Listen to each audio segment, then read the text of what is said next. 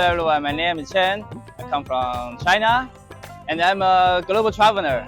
I have 1 million followers in China. It's all about my traveling my lord. 3 years ago, I quit my job and drive a Chinese licensed car from China to Russia and travel all around Europe. But unluckily, the corona comes, so I have to stop my plan. And I visit Afghanistan last month. So I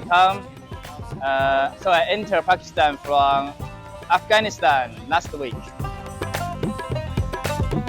I have been stay here like half week maybe, and I visit some mosque and the truck art factory.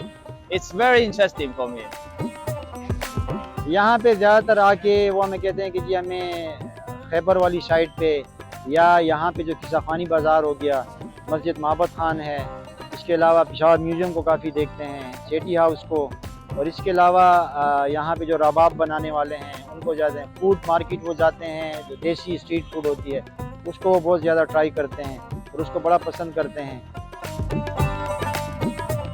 Yeah, I tried the lamb barbecue, and they cook lamb with tomato in a pot. I don't know the name. I like the lamb. It's very good here.